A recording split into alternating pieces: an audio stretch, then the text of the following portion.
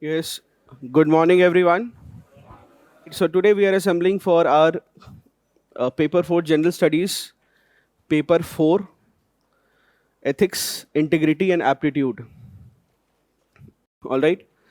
So this, along with the essay paper, is the critical element in your civil services preparation. In the rank that you will, this will decide. This precisely decides. I often say this. Probably the rank that you will be getting, the cadre you will be getting. Yesterday, cadre allocation has happened.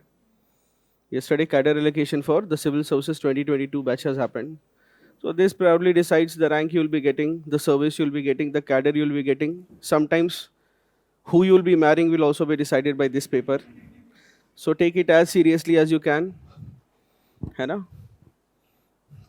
So from last year, one good old student of ours, Pranjal, she just sent a message, sir, I got Jharkhand, I've gotten my home cadre. So thank you so much. She was our foundation student. And she cleared the exam in her very first attempt. She cleared the prelims mains interview. She got Indian Administrative Service, and that's not all. She also got her home cadre. So I just got a message. तो पता चला cadre relocation हो गया है, right? So this paper, take it a little seriously. If not seriously, take it a little sincerely. All right? ज़्यादा serious भी नहीं होना है. To understand this paper first, we have to understand the syllabus. See, basically, why I'm saying that this paper is more important than the others, while all papers are important, some papers are more important than the others. Why I'm saying this is because if you see the ethics paper, that is paper 4.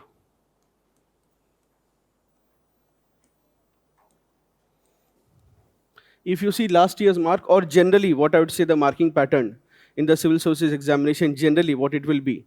For GS paper 1, averagely the students will be getting somewhere between 90 to 105, 110. GS paper 2, again, the marking range will be between, let's say, 95. I'm talking about the good students, to 115. All right, अब 60 वाले भी हैं उसमें. So that's not. GS paper 3, averagely the marks are between 95 to 105. I'm not sure if anybody has crossed the double-digit mark this year.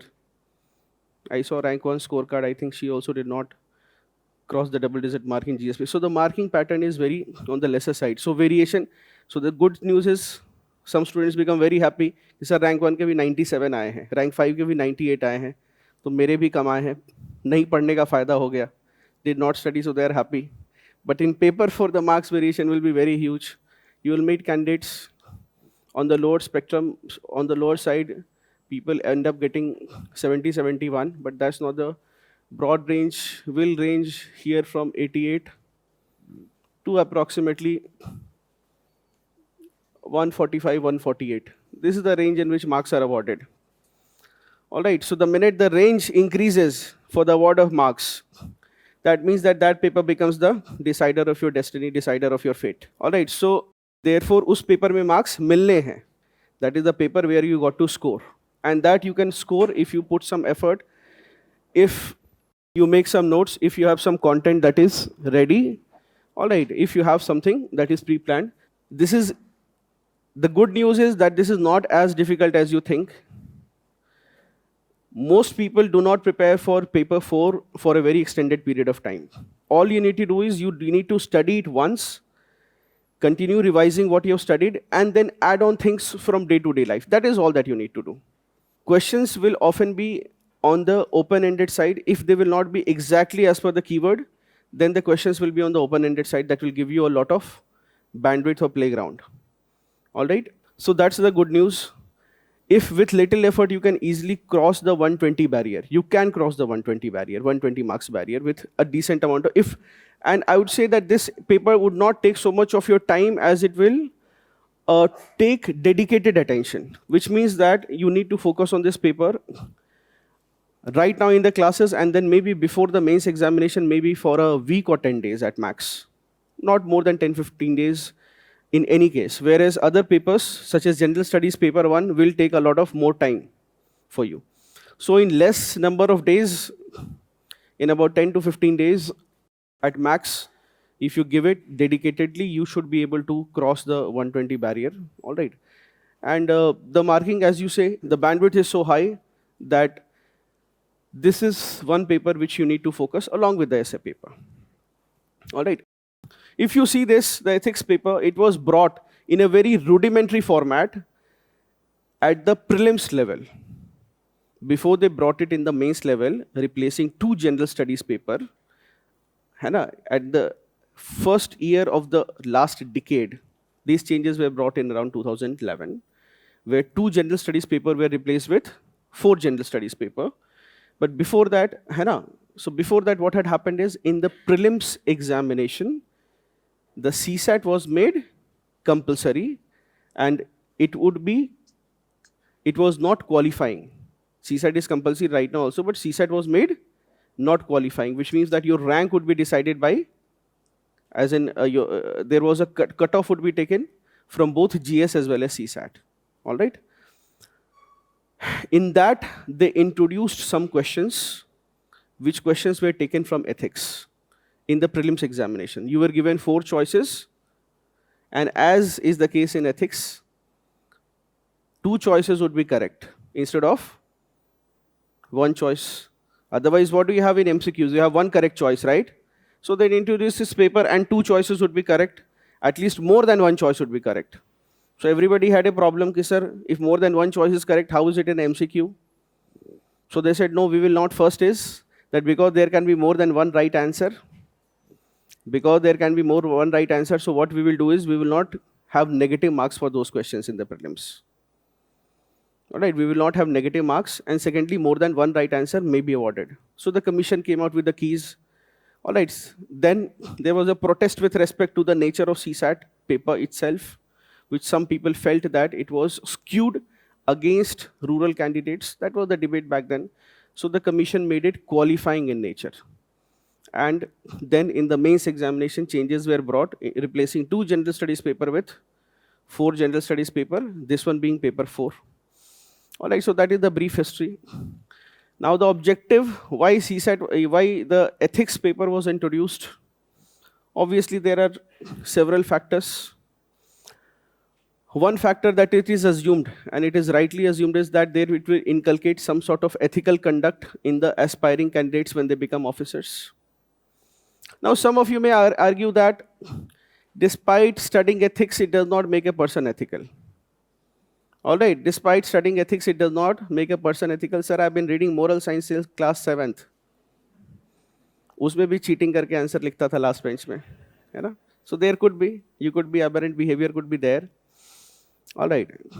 But do you really think that, then what is the point of introducing this paper? Let us say you know ethics, and is it possible for a person to be still unethical? Yes or no? So whenever some corruption case will come against a person selected via this examination, obviously the newspaper editorials will write that, this is despite the commission introducing the ethics paper in the examination, these things are happening. All right, so it is how many of you think that despite knowing ethics, people may be unethical? Good number of people, great. Now tell me then, is there any benefit of studying this paper? What is the benefit? Marks nahi. That's not the point. What other benefits are there? Huh? It may, yes, yes. Huh? It will help us in decision making, very good. Anything else? It works as a tool of moral suasion, very important. You understand what is moral suasion? What is moral suasion? A kind of conscience would be developed within a person that would help him. So moral suasion is something like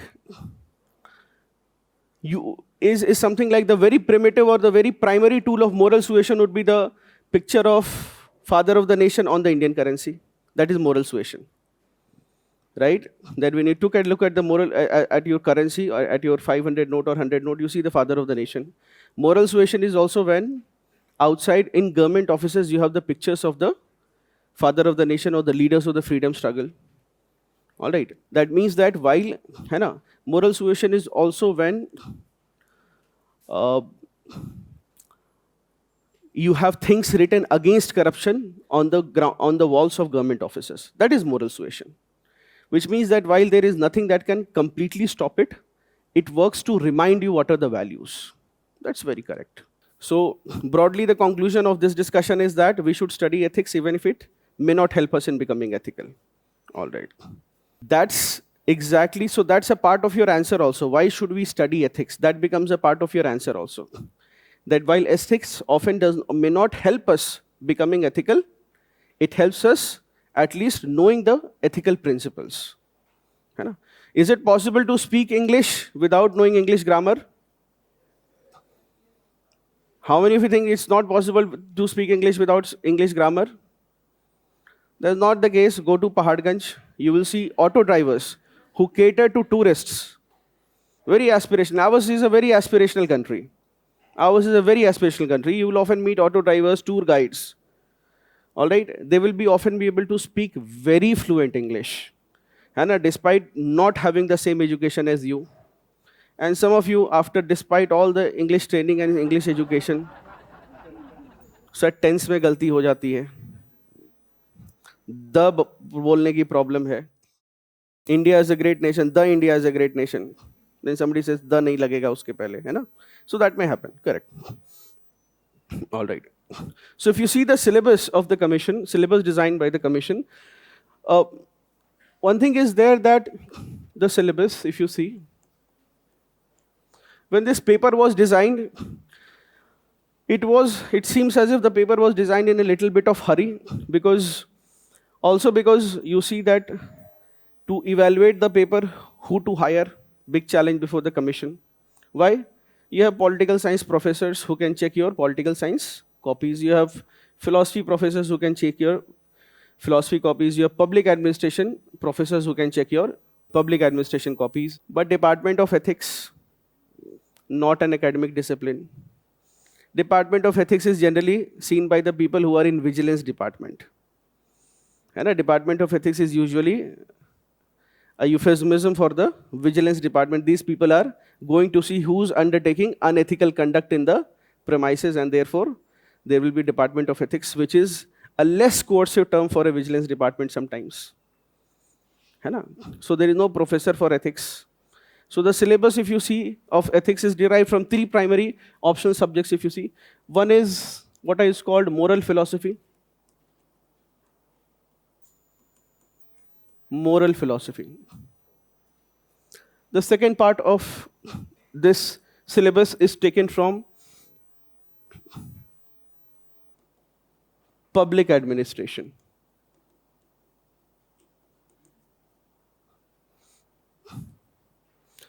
And a significant part is also taken from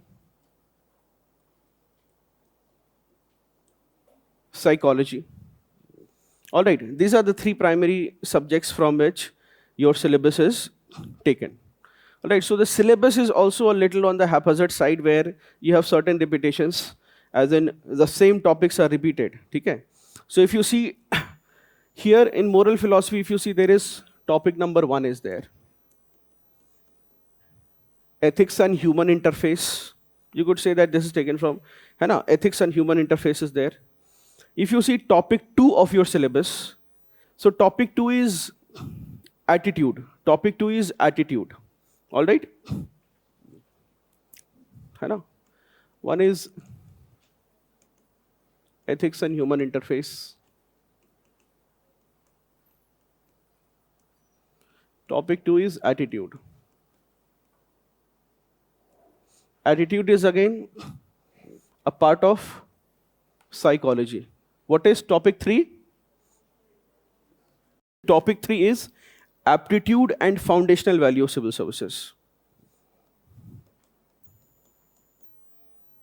Aptitude and foundational values of civil services.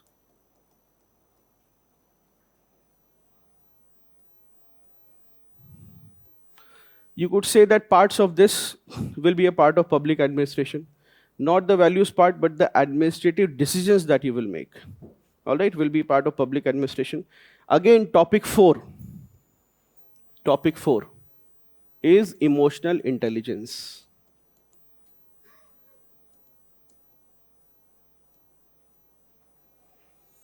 Emotional intelligence again is a part of your psychology. All right. Topic 5 is contribution of moral thinkers that we generally put in miscellaneous. Topic 5.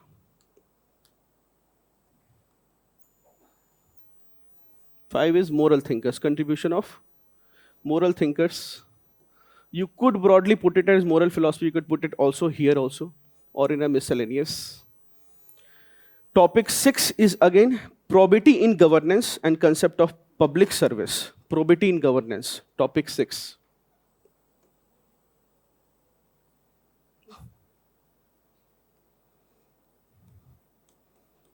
Probity in governance.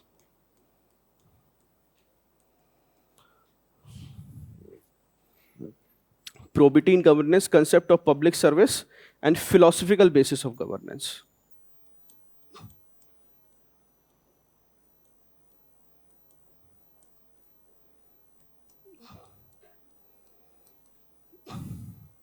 All right. This also interestingly becomes a part of your public administration. Public administration. No, topic, sorry. This is not topic 6, topic 7. This is topic 7. This is topic 7. Topic 6 is public service values. Right, this is 7. 7. Topic 6 is public service values. Public service values will overlap with which? Foundational values of civil services. है ना? Public service values will be the same, similar as foundational values of civil services, though we'll see certain differences. So that is topic 6 and topic 7. And then we have topic 8, which is case studies. So how many topics are there in the ethics syllabus? 8 topics, remember them. What is the first topic? Ethics in human interface. Topic 2? Aptitude. Attitude. Topic 3? Topic 4? Very good. Topic 5? Moral thinkers. Topic 6? Public service values. Topic 7? All right. Probity in governance. Topic 8 is case studies. 8 topics. Remember the syllabus very well. That is the starting steps. Remember that the kind of questions that are framed, depending on the year, most of the times, at least you can expect, in a good year, you can expect 100% questions from the keywords given in the syllabus. In a good year, you can expect 100% of the questions from the keywords of the syllabus, exact words that are there in the syllabus. So that is why this paper becomes a great differentiator between those who are prepared versus those who have not prepared. In a bad year, you would be getting 60% of the questions from the keywords in the syllabus, but the remaining 40% can be addressed by what is given in the syllabus. All right? Another thing that you need to know about this paper is that it is a thinking paper. It is a thinking paper, which means that you will have to think of your answer. You will have to think of your answer. All right, it may not be a ready-made thing. The question may be something like, the question may be sometimes asked from your own experience in life. So that means that for the very first time, your pen may stop. All right, so we'll see the different kinds of questions that are asked. And broadly, I'm expecting that all of you here in this class have written at least a few answers, not of ethics paper, but at least any gender studies paper. So you should be able to follow what I'm going to share with you next. All right? The types of questions that you are going to encounter in this paper, and a general study as to how to handle them. All right? The types of questions that you will encounter in this paper and how to handle them. So listen to it very attentively, even if you are not able to fully understand it because you are too fresh into the preparation. Jitna samajh mein aaye, utna karna, because later when you will encounter the questions, you may be able to connect the dots. All right? If you are not exposed to some of the questions, then you will be. So you'll have to understand what is the types of questions that are asked in this. All right? Types of questions.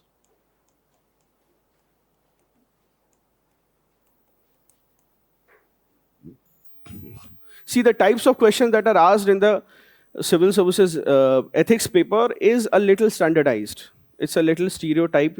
Similar kinds of questions are asked so that we can them into types. The first type is quotation-based questions. All right? Quotation-based questions. All right, a quotation-based question will be there that bring out what it means to you, है ना, in the current context. ठीक है? You can take some standard, something like it will be, है ना,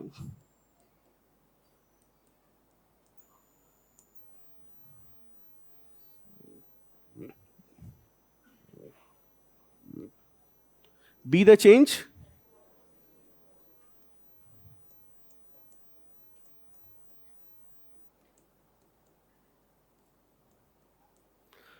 Okay, so something like this, that what does this mean to you in the current context? Now, let us have a small social experiment in this class. Be very honest and don't worry about others judging you. All right. And when you are raising your hands for something, you should be able to answer it, so therefore be very clear. How many of you, let me make it easy, how many of you don't know who has said this? Or how many of you don't know who has said this? Okay, look around, keep raising your hands, look around, all of you, that what is the number of people who do not know. Okay, keep your hands down. Let me reverse the question. How many of you know who has said this? Raise your hands. Now look around. There are some people, है ना? So you broadly understand what I'm actually seeing is a 33% class saying that I know, 33% saying I don't know, 33% are not sure whether they know or not. है ना?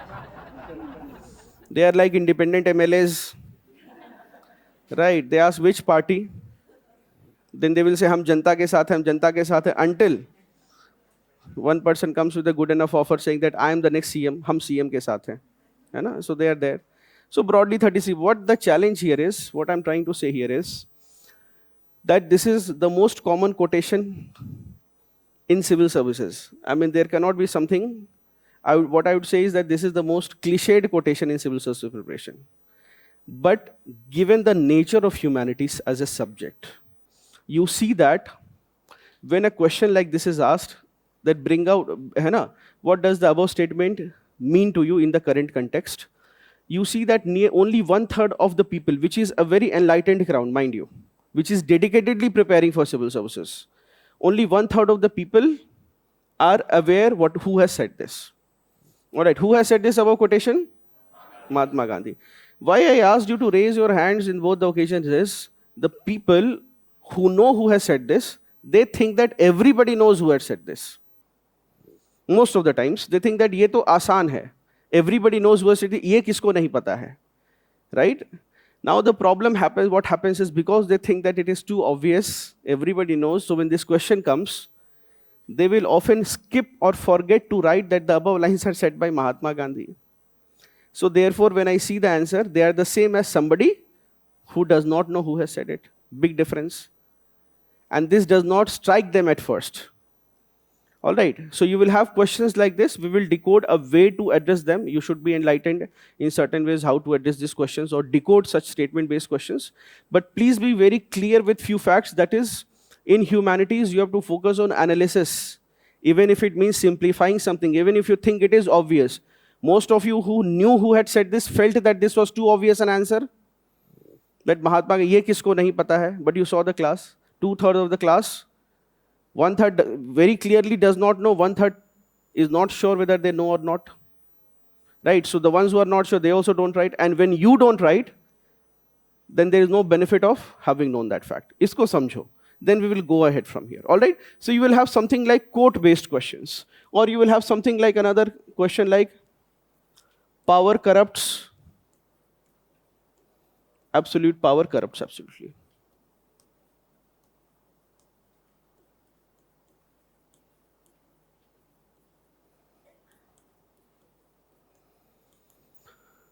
Now this is also common. This is also decently common, that on corruption or power you will definitely write this quote. But this quote, some of you know the answer. Who said it? Lord Acton said it. All right. So anyway, if you know, it is best to write, who has said it. This is very important. So if you get a quote-based question, what I'm going to tell you, I'm going to give you a framework how to address such questions. Any question, whether it is, beauty is truth, truth is beauty, you can broadly apply something like this to even a difficult question. All right, isko samajh lo ek baar. So when you get, this is the first type of question, quote-based questions. So one few presumptions that you must know. That first presumption is that you can address this question even if you do not know who has said it, not need it. In some years, commission will give who has said it. In some years, they do not give who has said it. In the early years, they did not give who has said it, but most of the years, they will give who has said it. But even if you, whether you know or don't know, that is not important, because A, most people who know also don't write it for any reason. Sometimes they think it is too obvious, or sometimes they think that they are not very sure. They know it, but they are not sure. All right, so if you get a code-based question, how to analyze it? The first thing that you need to do in code-based question is, you identify who has said it, if you can.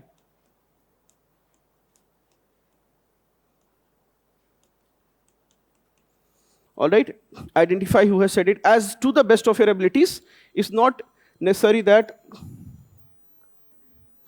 all right, in what context was it said?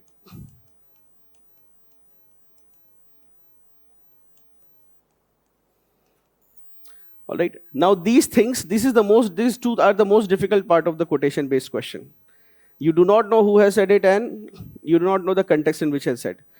So please remember that in the same breath, I'm also saying that if this is helping you add to your content, well and good, but let this not be an inhibitor in answering the question. We will try to have a framework such that even if we don't know question number 1 and 2, we should be able to answer the question. That is what is extremely crucial here. Is this clear? So you do not have to know. It is good to know, but not necessary to know. It's a good to know. It's a bonus if you know you can address these two questions, but it's not essential. All right? Now, the third question that is there is, explain the meaning.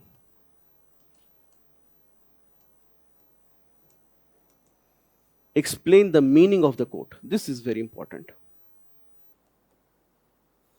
You must explain what the quote means in simple English. Even if it means, it looks as too obvious, still you have to, even if you think that, sir, iska to meaning bahut aasan hai. It is simply saying that power has a corrupting influence on the people who wield it. What is there to explain? But the point is that when you don't write it, I don't know whether you know or not. All right, so that is extremely important that you explain it. Explain in simple terms. The fourth thing that is extremely crucial is identify a keyword.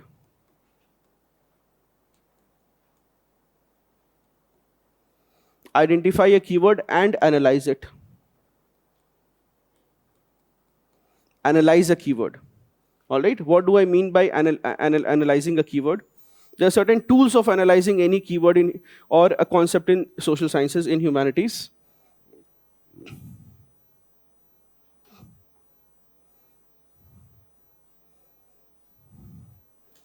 And how do you analyze it? You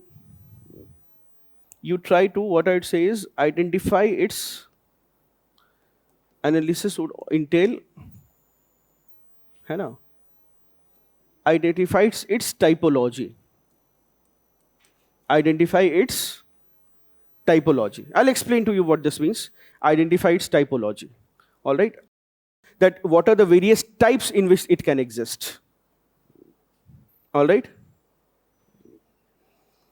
The fifth tool that you can use here is, in the analysis part, identify the keyword analysis, you compare and contrast it.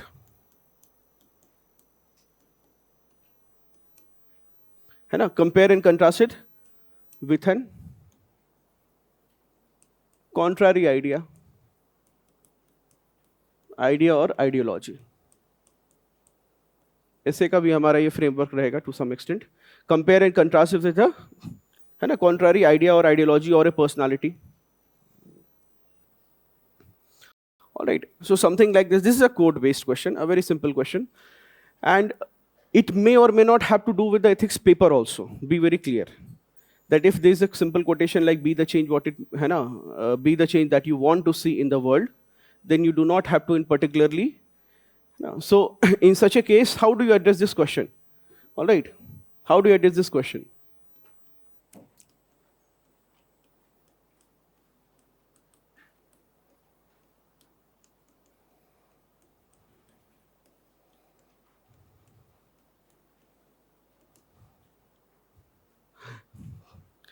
Now, how do you address this question? The first, of course, we know that Gandhi has said it. We may or may not, let us imagine that we do not know the context in which it was said. But you know that Gandhi has said it. Can you tell me what is the keyword in this question? Yes, very good. Change. So this is the keyword, all right? When I say that you apply this framework, it is fairly good idea to answer this question by saying that the above lines have been said by whom? Mahatma Gandhi. That is the first line. If you know it, very well and good. If you don't know, you can skip this part. Then the second line could be that in what context he has said it. All right. You may not be fully aware of the context in which it was said, but you can imagine context in which it would be relevant, either to the person or in general. I repeat, you may not be fully aware of the context in which the particular person said, or the reason why the particular person said it, but you can imagine, or you can create, or you can correlate context in which this quote is applicable. This quote was applicable and this quote is applicable. If Lord Acton said power corrupts, you may not know what was the prevailing situation in England when this was said, but you can very well correlate it to a general situation even today. That does power corrupt or not? You could broadly say yes, and therefore, even if you don't know the context of the speaker, you should be able to tell a general context in which this quote is applicable. All right. So here, you could as well say that these lines were said by Mahatma Gandhi. Now, I'm just telling you one of the ways to answer this. That's not the only way. There could be other ways. So what is the reason that Mahatma Gandhi may have said in the world in this? Or what is the meaning of this? Let's just identify the meaning. Forget the context, which we don't know. All right, so this quotation, what does it simply mean? It simply means to say that man or we want to see several changes or modifications, or we want to see several changes in the world. In what sort of world? In the external world, in the world outside us. But what does Mahatma Gandhi recommend here? He recommends that if we want to see such certain changes in the external world, what is the first step according to him? The first step is to bring those changes within us. Can we say that this is in simple English, this is the meaning? That even we want to see certain changes in the outside world, the first step for any man should be not to create that outside world, but to create those changes inside himself. Can we say that? Yes. All right. Now, we have identified the core meaning of this sentence. Meaning हमने identify कर लिया है कि the first step Mahatma Gandhi has told us what is the first step to take. Right? That is bring changes within oneself. All right? Now, can you analyze what sort of change? You said that such change is the keyword here. So play on the word change. What sort of changes can be there? All right. So yes, you see the change. You can identify it. You can break it into different types. You can break it into different types. Change can be, for example, external. Opposite of external क्या होगा? Internal. Change can be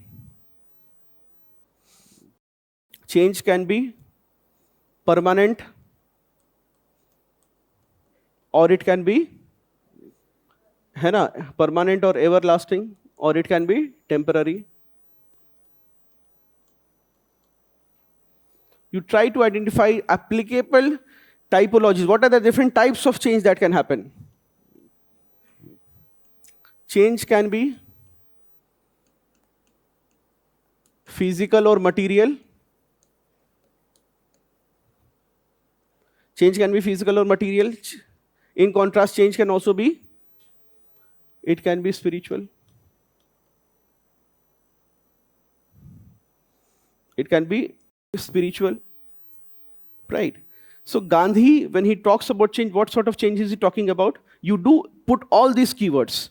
That change can be external or internal, it can be permanent, है ना? Or it can be temporary, it can be material, physical world applicable to the physical world outside us, or it can be spiritual within us. And in the above lines, Gandhi recommends what sort of change? He's not talking about external change. What he's talking about? He's talking about internal change. He's not talking about a temporary change. He's talking about a permanent, everlasting change. Gandhi is not concerned about the physical, material change. His concerns are more with the inner spiritual change.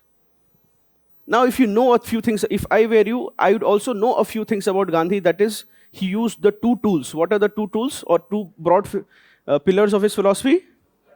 Truth and non-violence, Satya or Ahimsa. You can say that the two tools of truth and non-violence used by Gandhi were built on this philosophy. When Gandhi talked about his tools of truth and non-violence, what sort of change with truth and non-violence was he willing to bring? He was willing to bring that inner change. If you also know a little more about Gandhi, you know that he was the chief political officer for our freedom struggle. And he helped us, he won us the freedom. There are certain revisions in it, but he won an entire he did not win freedom only for India. He won freedom for the whole subcontinent. Hamare left or right, west or east neighbors, the whole Indian subcontinent got freedom, not just India. Right? Pakistan, Bangladesh also, and a second freedom came later for Bangladesh. All right. So you can always talk about what sort of change Gandhi has said. Then can you compare and contrast him to any person, any of his contemporaries? Yes, a good comparison often is a Hitler. You could say that Hitler, a contemporary, one of Gandhi's contemporaries of early 20th century. Right, he also wanted to change the world. What was Hitler's dream? Some of you may have read about world history, Lebensraum or greater living space for the Germans, but even if you do not know, you say that he also wanted a German rule. His imagined world, he wanted change in the world that would be dominated by Germany, by his, and therefore what was his policy? Not truth and non-violence, but he pursued a policy of violence and war, committing one of the greatest genocides in human history. And therefore centuries later or decades later, while Hitler is vilified, Hitler was not satisfied. Hitler did not feel that there was a need for inner change. He felt that what was needed was a change in the external world. And therefore he pursued a policy of violence, war and conquest. And decades later he is still vilified as one of those few people who have committed the biggest crimes against humanity. And Gandhi is celebrated as an apostle of peace, truth, non-violence. Whose path we have to follow in the end? In today's world, this quotation becomes all the more important and more for us.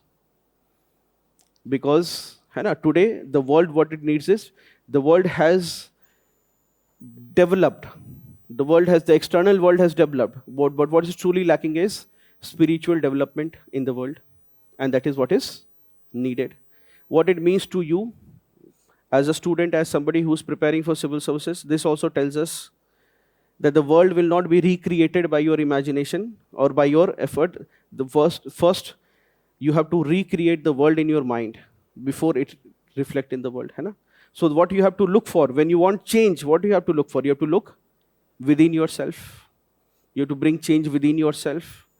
Along these lines, we can pursue and frame a very good answer. You will not be able to get opportunity to write more than this in 150 words. Itna likh loge kafi hai. Is this clear? Do we have some framework or some understanding how to approach this? When we deal with another quotation like power corrupts and absolute power, we will give that assignment karna usko. Okay, so this is one type. All right, So he is asking a good question, sir, that sir, we have to incorporate words of the syllabus in the answer. What I would say is that different question such as power corrupts absolute, power corrupts absolutely. If there is a scope, you must do that. But an artificial insertion is not very much recommended. Because there are a lot of questions, if you see the paper, which do not require, as I said, do not require elements of moral philosophy, but what they needed, as I said, taken from public administration, they simply require administrative ethics, which means that there will not be anything right or wrong. There will be simple administrative decision making questions.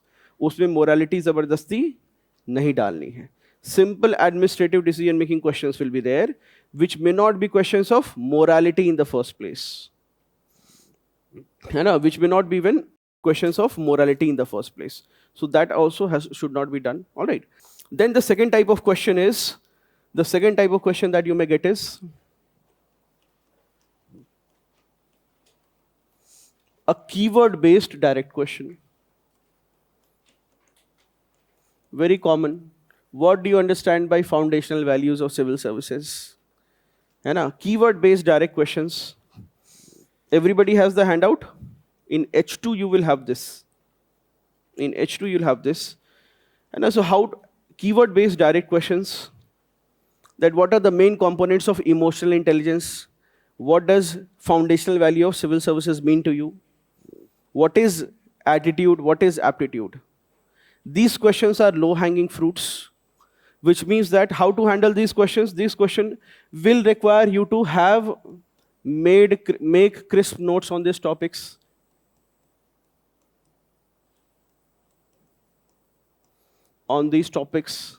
You will need to address them with a what, why, how approach. All right, this approach, that what it is, what is foundational values of civil services, why it is important for civil services, and how it can be inculcated. Very simple. What, why, how approach. All right, a what, why, how approach is sufficient for it. Then you will have another type of question,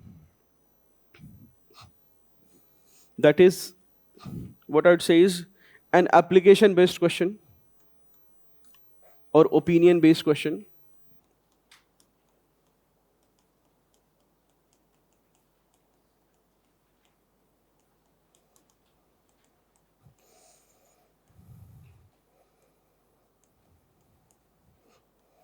Application or opinion-based question. All right. है ना, एक चीज लिख लो in this opinion-based question. Write down one thing. Opinion is the lowest form of human knowledge. Write in your copy. Opinion is the lowest form of human knowledge. ठीक है? This is the answer to the question which some students will be, sir, can we write our own personal opinion in questions?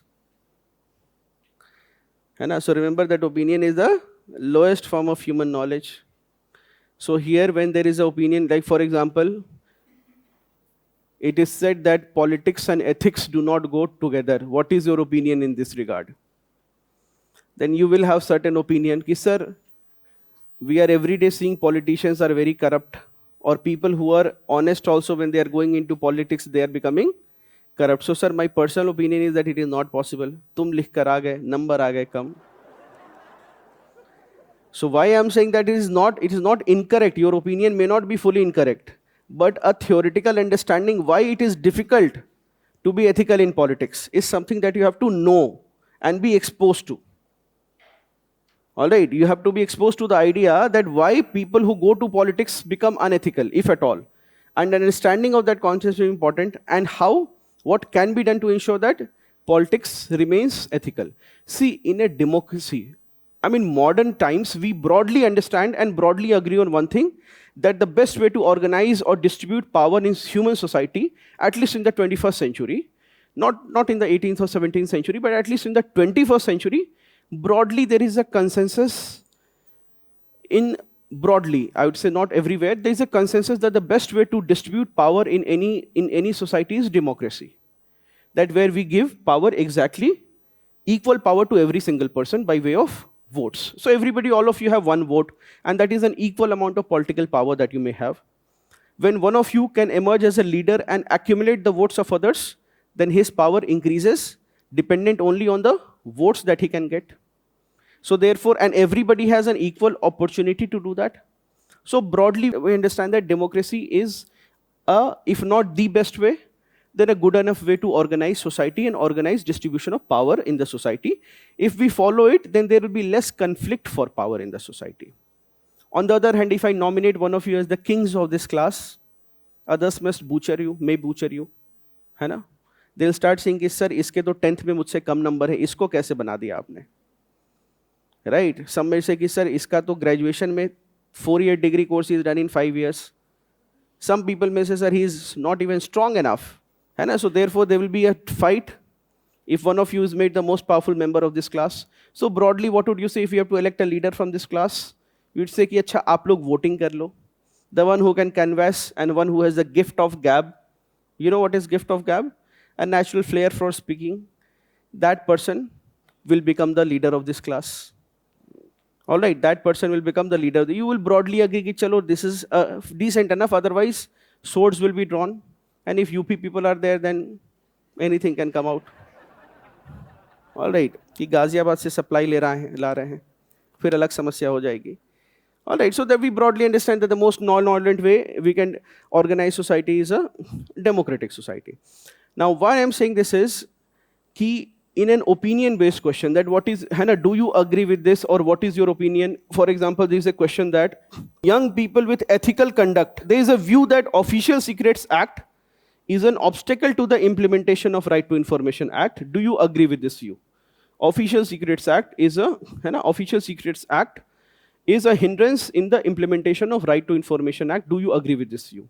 Now, two things that you need to know for addressing this question is, there is an Official Secrets Act passed in the pre-independence era by the British government, which says that a public authority can deny information or must not disclose any official information, otherwise he is liable to be penalized under the Official Secrets Act for letting out an official secret. That is what is the Official Secrets Act. Second is the Right to Information Act that is passed in 2005, much later. It is a UPA initiative. So this act simply says that any information that is, unless there is a proven reason to keep it confidential, any government information must be made available to the public unless strong reasons, unless certain circumstances are there. है ना?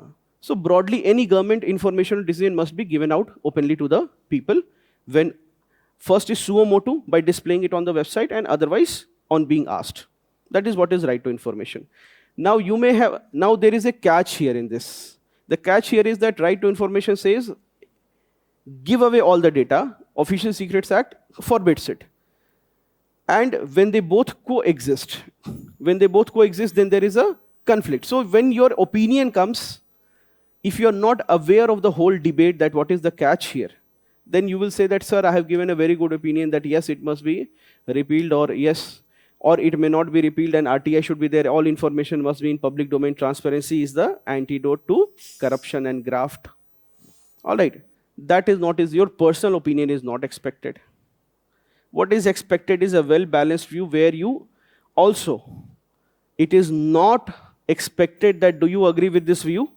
तो तुमने क्या किया? Yes answer लिख कर आ गए और कॉपी खाली छोड़ दी. ठीक है कि sir, I told you the answer. I said, what is the correct answer? Yes, yes is the answer. I wrote it. है ना? So you are not there to give a judgment there. In humanities, we, remember, लिख लो इसको, arrive at a conclusion, don't begin with conclusion. Arrive at a conclusion, do not begin with conclusion. Arrive at a conclusion, do not begin with, which means that you should know that what is the reason that this act is there, what is the reason that this is there, and what is your final conclusion. Do not begin with, yes, in my opinion, this is the correct thing to do, and just justify it. That is not what is expected in an answer.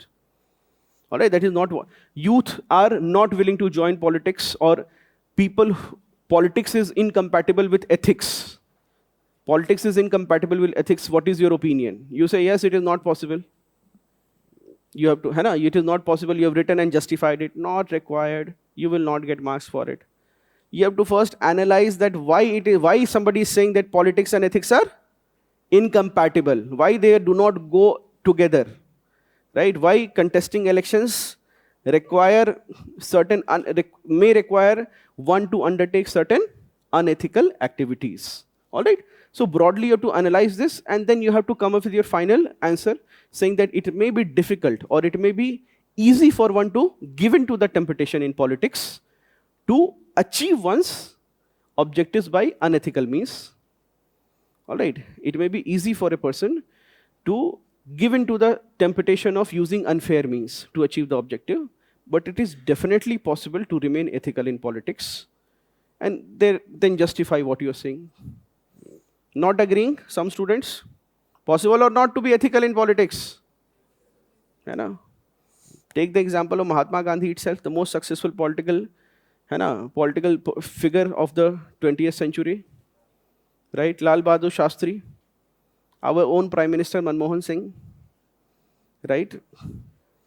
You could say that they may not benefit in electoral politics, may not sometimes suit them. Rajya Sabha ke through, you can. It was only for the integrity of the Prime Minister that he was able to occupy the highest or the second highest office in this country.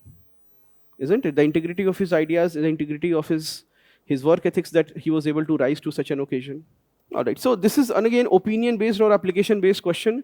So here, personal opinion is not required. A very well-educated or analyzed opinion is required, बच्चा.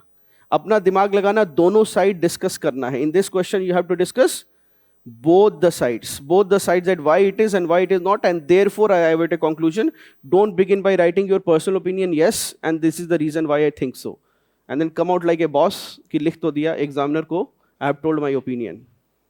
He is not seeking your consultancy. He is expecting an answer. All right. Then there is another and the most treacherous part. सबसे है ना. The thing is, this is the examples question, especially examples from your life. Now, this is the question where most people in an examination hall, यहाँ पर आकर pen रुक जाती है. Pen stops working. The pen will stop working here in this part.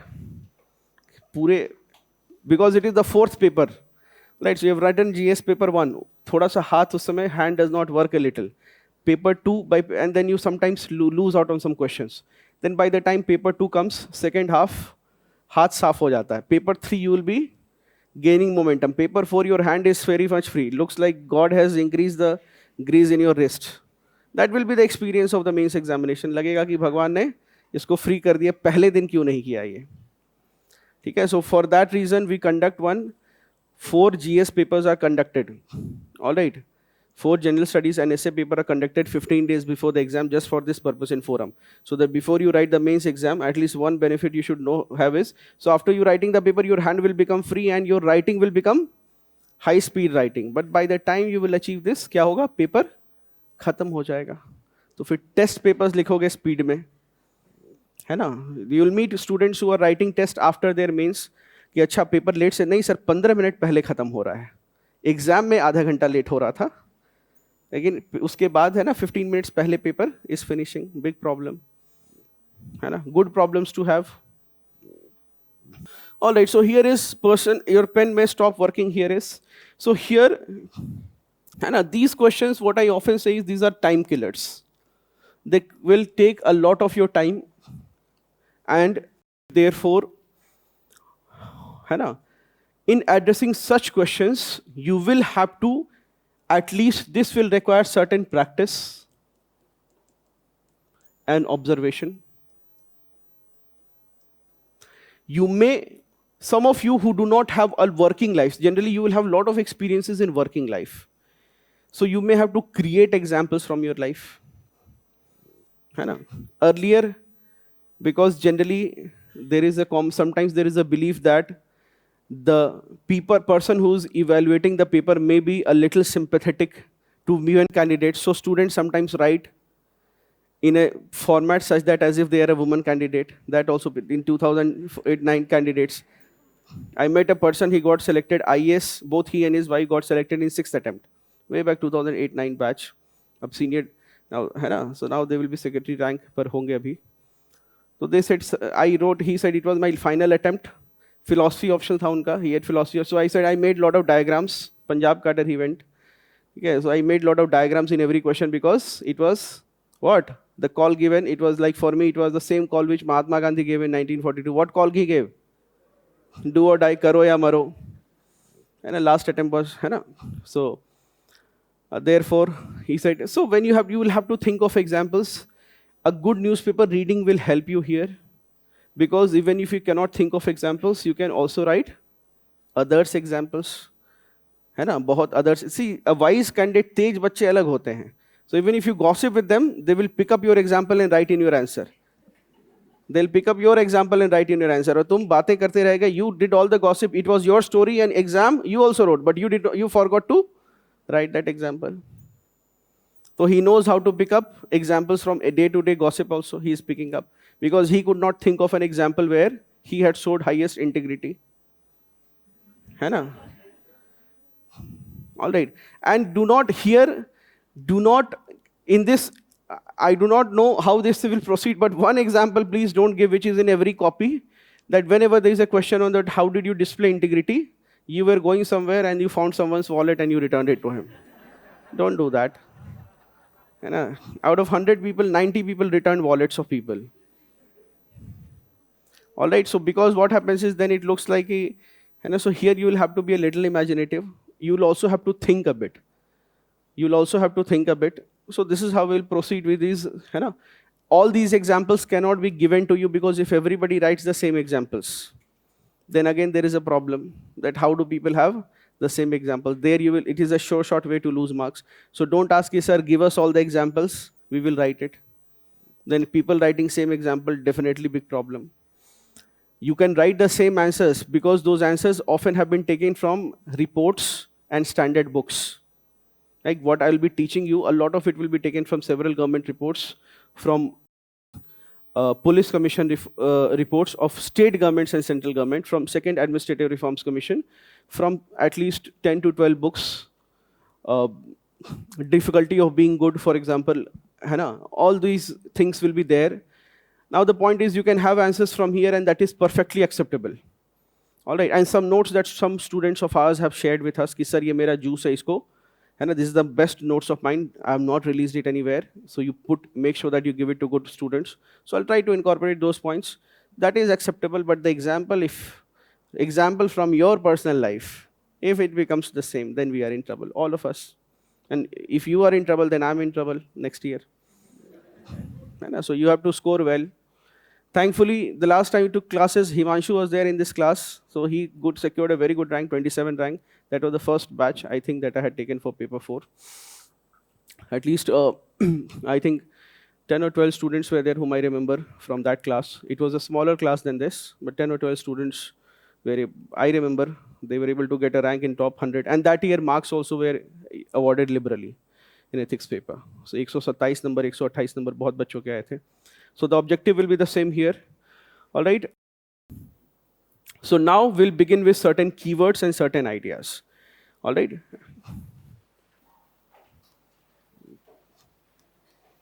Certain keywords.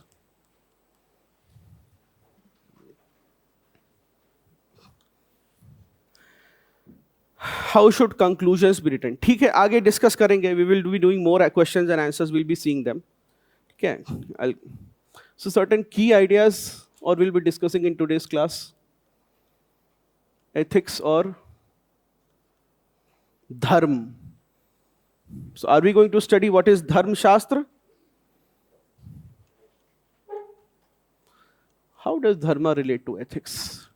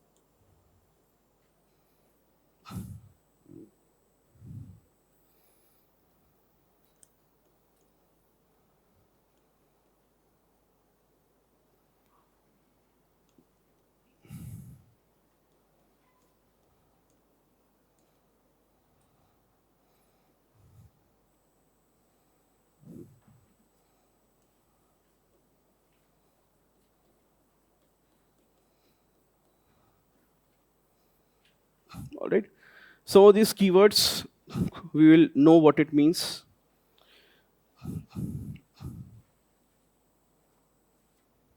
So if you see dharma, what does dharma mean? Does it mean your, when I ask what is your dharma or dharma?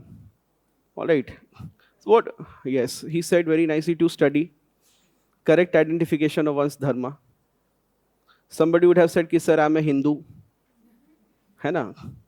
So therefore, if you see the very word dharma, it has different meanings applied or है ना? But in effect, what dharma means, dharma in the Indian context, it is often misunderstood as, it is dharma does not mean, yes, does not mean religion.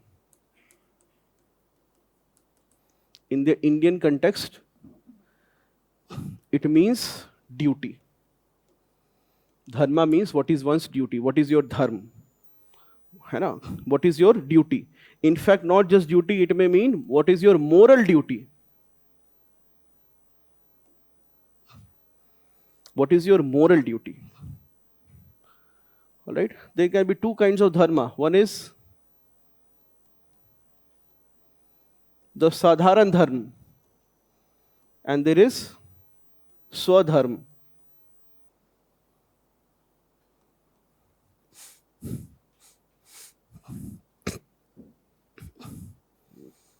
There is something known as sadharan dharma, and then there is something known as swadharma. That is what is your duty. What is sadharan dharma?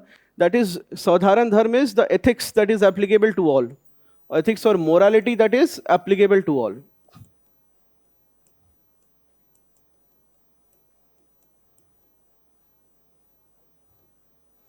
Ethics or morality that is applicable to all the people. And swadharma is the ethics morality applicable, or you could say which that is applicable because of your position, because of who you are. Tum kaun ho? It is because of who you are. Tum kaun ho? Can you think of an example? Anybody? Honesty is the best policy, है ना? साधारण धर्म is honesty is the best policy, है ना? You are working in a bank, honesty is the best policy. किसी ने पूछा ये HNI का अकाउंट है, उसमें बैलेंस कितना है ना? तुमने ईमानदारी से बता दिया,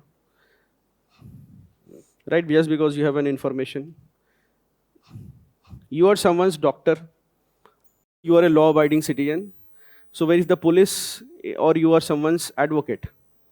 So there will be certain duties that will be applicable to you based on who you are. And there will be certain duties that will be applicable to you based as an ordinary citizen of the country. Right? है ना? So therefore, as with who you are, just take something as simple as keeping secrets. While you must reveal everything to law enforcement authorities, you must speak the truth to law enforcement authorities. As a lawyer of a person accused of a crime, what is your duty? Your duty is to protect the interest of the client. So therefore, when you will hear that somebody has been accused of a crime, anywhere in the country, of a heinous crime, you will see that lawyers will boycott him, saying that no lawyer from this court will be fighting his case. Is that the true dharma? So as a liberal, some of you may not understand that what is wrong. He has acted against the society, or he has acted against the country. Why should a lawyer fight his case in this country? Why should not a lawyer come from outside? Yes. Yes, because as an advocate, while as an ordinary citizen of the country, he must have the highest amount of contempt for somebody who has committed a crime against the nation or the society. It is particularly all right that you must have a sense of contempt. All right, when a person has committed an example, है ना, very clear example से समझ लो. When a person has committed a crime against, heinous crime against society or nation, है ना, heinous crime against the nation or society. What is the duty of the advocate? An advocate, a person who is an advocate, everything as, listen, whatever you are studying, Please remember to apply it in ethics case studies question. Ethics case studies will be there. So where you will be put in a certain situation and you have to write your answer. So when you write your answer, the expectation will be you will be using words or ideas from here. All right. In this point, write down CS. In your copy, write down circle बनाओ और case study लिख लो.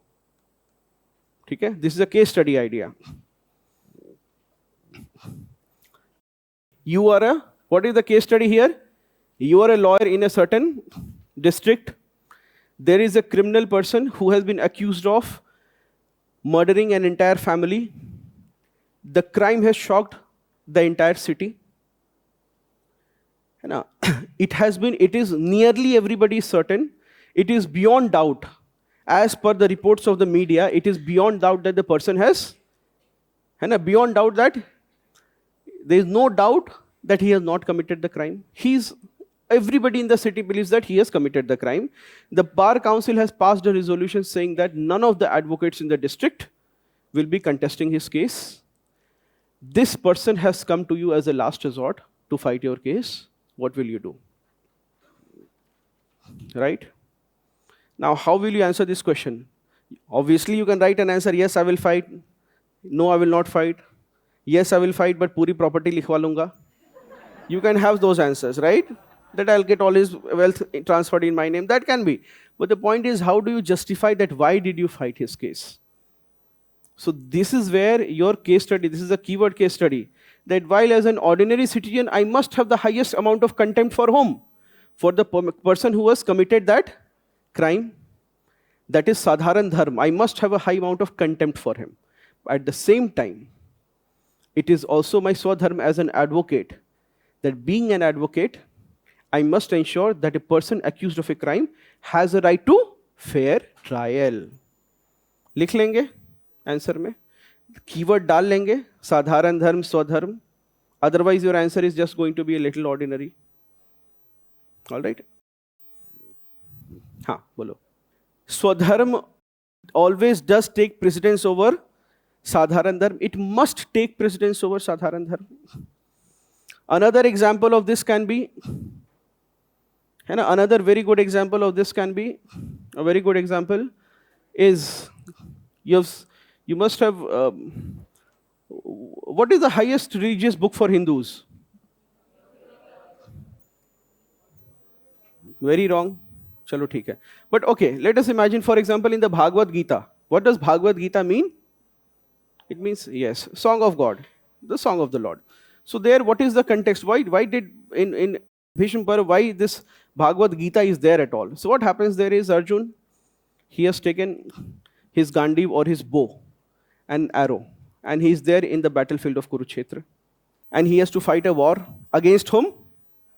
His own cousins. So basically, those of you who do not know, these Pandavas and Kauravas were two cousins of the same house. Two cousins of the same family tree. And because of certain reasons, they had to, the Raj part or the kingdom was taken from Pandavas to the Kauravas because of a certain reason. They were promised this kingdom back after a certain time. When the time came, the Kauravas did not give back the Pandavas the kingdom. And so therefore, a settlement was tried to be reached by Lord Krishna. When he could not reach a settlement, the war happened. All right? The war was for this kingdom. All right? And Lord Krishna had proposed that time that you give us 5 villages. Ye Panipat, Sonipat, all these 5 villages. Even then, we will be happy and we will not have a war.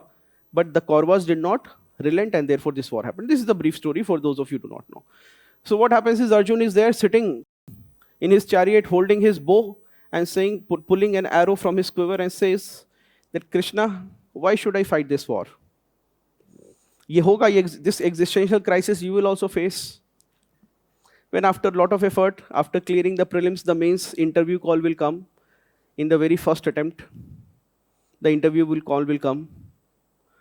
And suddenly, sometimes because you are already battle tired, or you know that again you already have a battle behind you, and now a battle is ahead of you. People, when they get an interview call in the first attempt, they will often have such questions. Sir, I am not sure if I want to become IAS. I have already studied so much, I'm very tired, and now you're telling that you have to prepare further. Right? So these existential questions will come. Am I even fit for it? Yeah, fit. Sometimes when your journey is too tiring, then you will say, am I even fit for it? Am I good enough? The teenage questions will come. Am I good enough? Right? So those things happen to a lot of students. So similarly, Arjun was in a battlefield saying that, why should I fight this war, Krishna? He says, for victory. Krishna says, no. Now Arjun is bewildered. If not for victory, then for what? To be defeated. Lord Krishna says, no. Now Arjun turns back to Krishna. He says, if not for victory, if not for defeat, then why am I fighting this war? Yes. So Krishna tells him, because it is your duty. It is your dharma to do so. So my dear students, sometimes जब पढ़ाई में मन ना लगे, है ना? Why should I study so much, sir? I've been struggling with my studies for so long. For what? Just so that I can clear the prelims or the mains or the interview. Now, once you have signed up and filled up the application form, then why should you study? Because it is your duty. मन में जब भी dilemma हो, है ना, अंदर से लगे कि इतनी पढ़ाई, अच्छी जॉब थी, छोड़कर आ गया. Some of you, not all of you, some of you may think I had a good career, I had a good girlfriend also, or a boyfriend, everything was going fine in life, everything was picture perfect, and then किसी ने बुद्धि खराब कर दी. मैंने बहुत अच्छी MNC में job लगी, and then some चाचा came कि अरे ये सब तो छोटी चीज है. And the poison that he put in your families or your mind, that made you leave everything, a very good setup, or with all your liberties that you enjoyed. Work for 5 days, come back home, है ना, Netflix and chill. Friday के बाद Saturday, Sunday chill, है ना. The good life that you had in Bangalore, Pune, or any other city, that made you suddenly quit everything, become dependent, like mendicants on your parents again, not taking up the job that you already have, not earning money and dependent on your parents' money, take up a room as small as possible with minimum rent as possible, and live miserably for the preparation. Why are we doing this? Because once you have decided what is to be done, once you are an aspirant, what do you have to do? You just have to do your duty.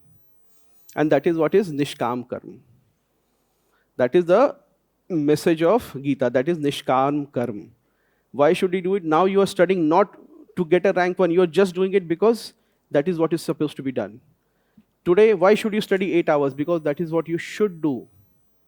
If you think too much of the correlation of something with the result, or every time keeping your objective in mind, sometimes you may not find the motivation. Sometimes. So sometimes you do things because you identify.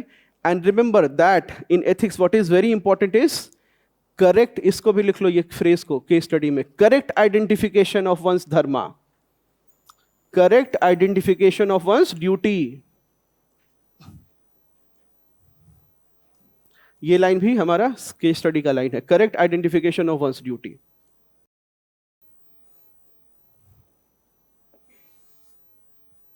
Correct identification of one's duty is what is the need of the hour in this case. So Bhishma Pitama, or Devavrat was his name. Prince Devavrat became Bhishma because he took the oath of celibacy, and because of his celibacy, the whole drama started. Okay? So his celibacy, this whole drama started. It's a very interesting story. They could make it is an epic, which is why it is an epic, right? It is an epic for the same reasons. You could say that, but try to generally, see, Bhishma Pitama is not celebrated. All right, Bhishma Pitama, despite doing everything, he went by the rule book. He did everything right, but he is not celebrated generally. ठीक है, तो वो example मत करना कि he is not seen as a good person, because there were several opportunities for him to. So Bhishma Pitama, you would not say that he did his duty. You say that he failed to identify his dharma. Bhishma Pitama's example will be, you failed because when Draupadi was having her Chirharan, all right, when Draupadi was being disrobed, there were seniors in the family who watched it, and they failed to what?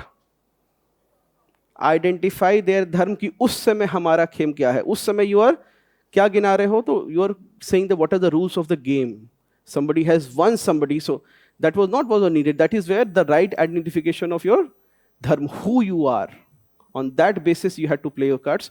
So Bhishma Pitama will be in the opposite side of this. That while he says that he did his dharma, he failed to identify his true dharma. All right? Another example I can give you of Swadharma and Sadharam Dharma is that when your friend is using unfair means in the examination and you are supposed, there is no invigilator or a deficiency of invigilator, and you are said that please make sure that if someone cheats, you are supposed to report to him. So while as a friend, you may think that there is no need to, as a friend's loyalty is there on one hand and reporting him on the other hand, so you have to identify what is your dharma there. Or for example, a student invigilator is, you have been appointed as a student invigilator. Right? कि professor नहीं है, आप ही खड़े रहो, आप ही का friend cheating कर, your friend is cheating in the class. Then what is important is identifying what is your duty in that case. If your friend is cheating, what will you do? Report him. There is no dilemma here, all right? So this is dharma. All right? Then let us take another concept, law. Some of you have discussed this. What is a law? Law broadly can be said is codified rules of society.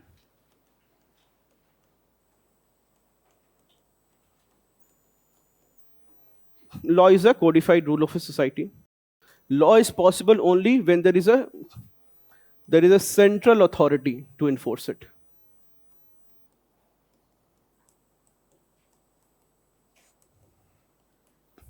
Law, central authority enforces it, and there is a penal sanction against it. There is a penal sanction or penalty lagegi, penal sanction, or there is punishment for violation.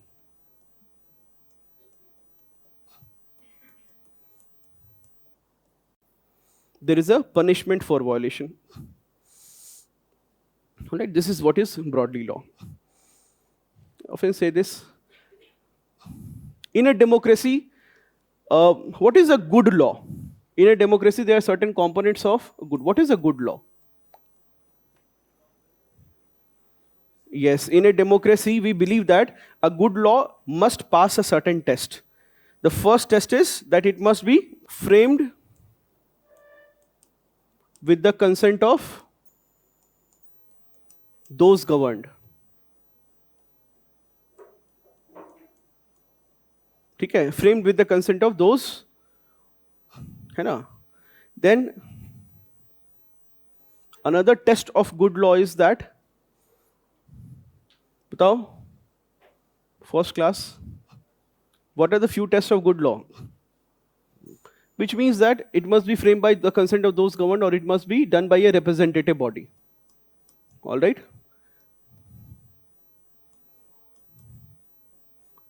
So if a law is to be made, it must be done by a body which represents whom? The people who will be affected by that law. By whom? The people that will be affected by that. That's the first test of a good law. What is another test of a good law? Okay, another test of a good law is that you can say that it must be, okay, not an essential.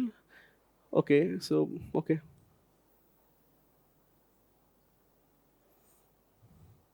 You could say it should be codified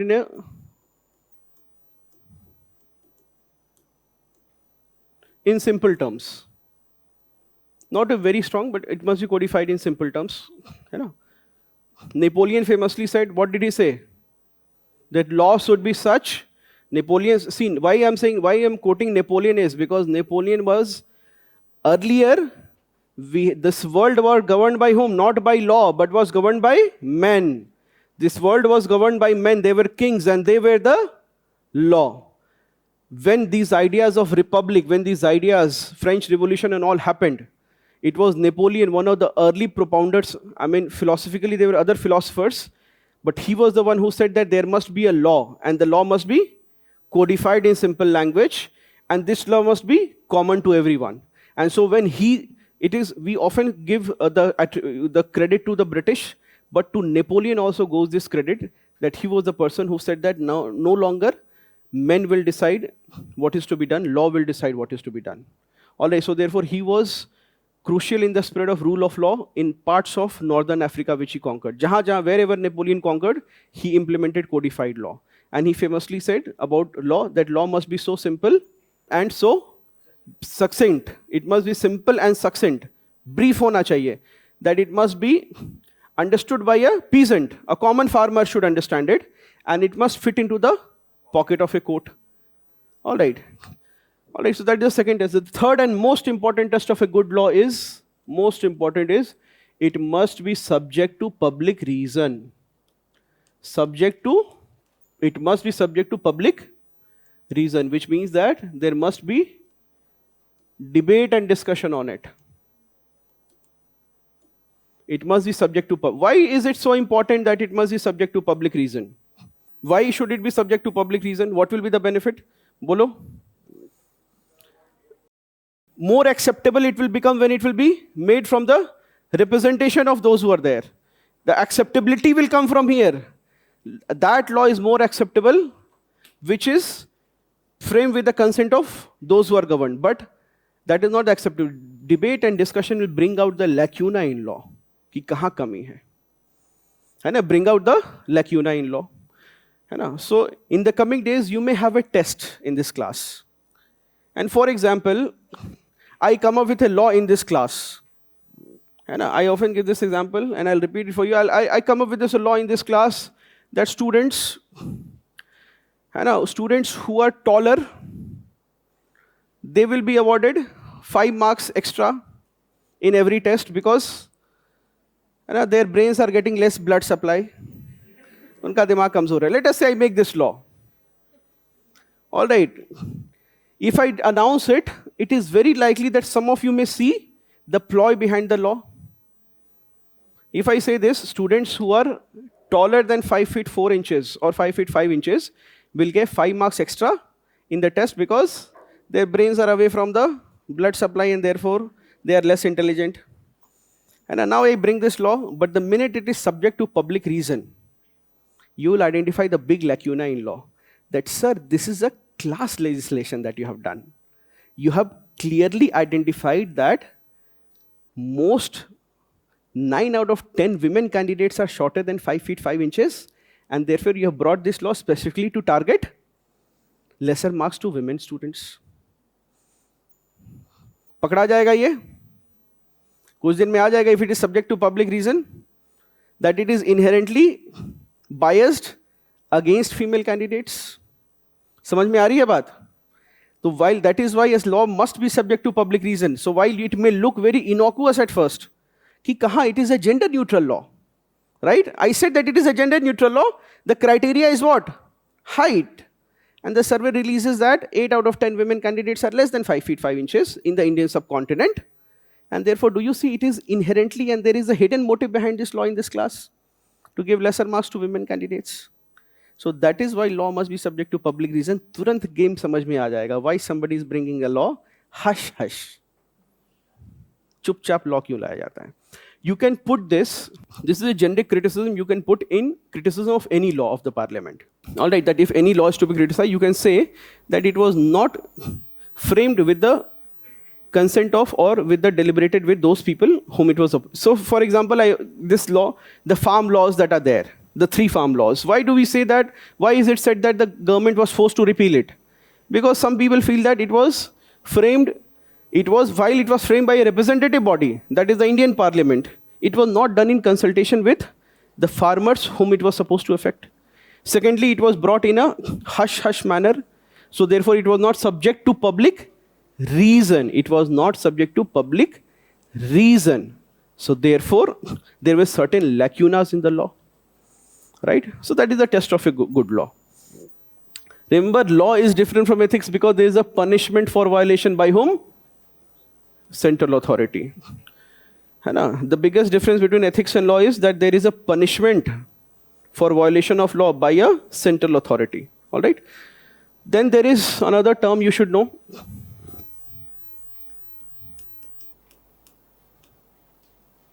Dilemma. What is a dilemma? What is a dilemma? Bolo, Sudhiti, bolo. Okay, conflict between when there is a choice between or there is a conflict between 2 equally desirable options. Very good.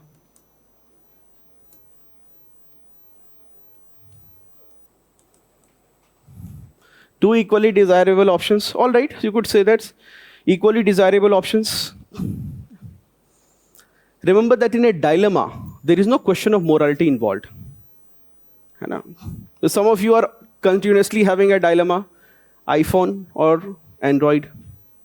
Right? Some people परेशान हैं कि पापा से पैसे coaching की fees के लिए मंगाए हैं, but now that is good enough for. बहुत बच्चे ऐसे हैं. What to buy? iPhone or this. Some students worried कि what should I have today? Pizza और burger. जगह एक के लिए ही है. कुछ तेज बच्चे हैं, दोनों मंगा लेते हैं, है ना? All right, so that is between two equally desirable choices. How do you resolve that dilemma? You weigh the pros and cons. है ना? You weigh pros and cons, pros and cons. Then you apply rationality to it. Apply rationality to it. Why it is difficult to make, है ना? So dilemma is again, it is a decision-making situation. It will be a decision-making situation where there are two equally desirable options. Equally desirable, sometimes two equally undesirable options, है ना? Mummy पूछ रही है करेला खाओगे या तोरी की सब्जी? तो डायलेमा में हूँ, क्या बोलूँ? चुप हो, 2 मिनट तक चुप हो. Right? Mom is saying कि करेला का सब्जी पसंद है या तोरी की सब्जी? Now you are in a dilemma. Right? No ethics involved. कुछ बच्चों को दोनों पसंद है. लास्ट बेंच में मुस्कुरा रहे हैं कि मैं तो दोनों खाऊंगा. All right? Apply rationality. You apply your mind. That is a decision. Now this is different from an ethical dilemma. All right? This is different from an ethical dilemma. Be very clear with this, what is ethical dilemma, because at the end of this, if you just write something that is not technically correct, then there is a problem. What is an ethical dilemma? बताओ, ethical dilemma. बोलिए, any of you from the middle benches? हाँ?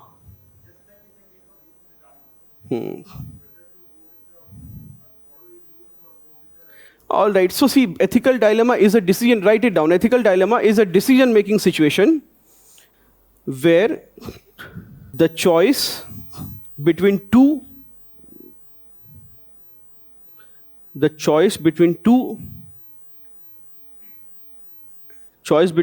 actions is such, that at least that any choice will compromise at least one moral value. That any choice will compromise at least one moral value. है ना? So it's not the same as करेले की सब्जी और तोरे की सब्जी. Here the question of morality is involved. The choice will compromise. In an ethical dilemma, what is assured? Moral violation of a moral rule is definitely assured, which means that in an ethical dilemma, you will violate at least one moral principle. That is an essential test for an ethical dilemma. What is the essential test of an ethical dilemma? बोलिए. At least one moral principle will definitely be violated. If it is not being violated, then it is not a ethical dilemma. Be very clear with this.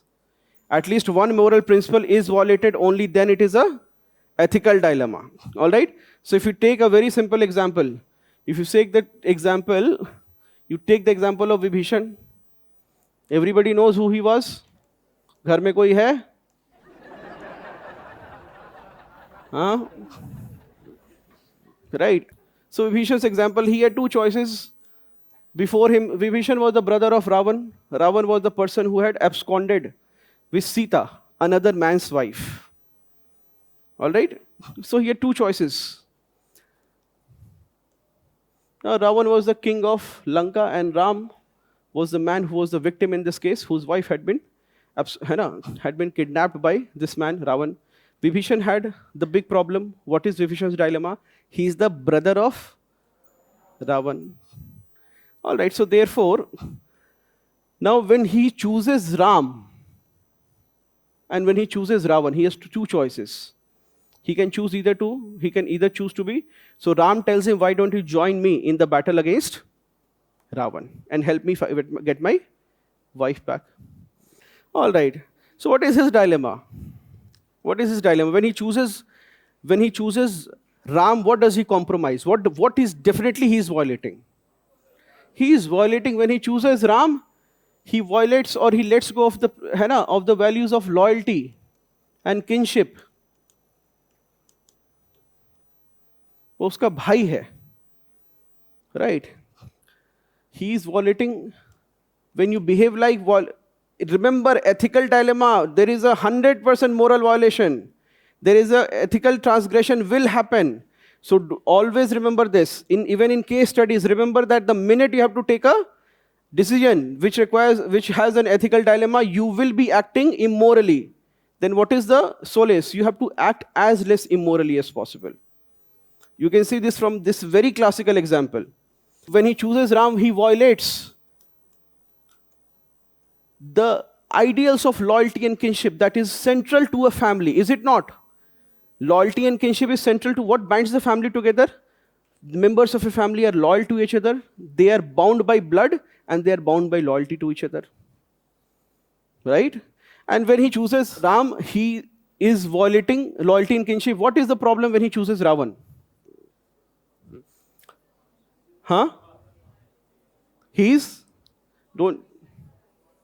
Yes. He chooses his choices against righteousness.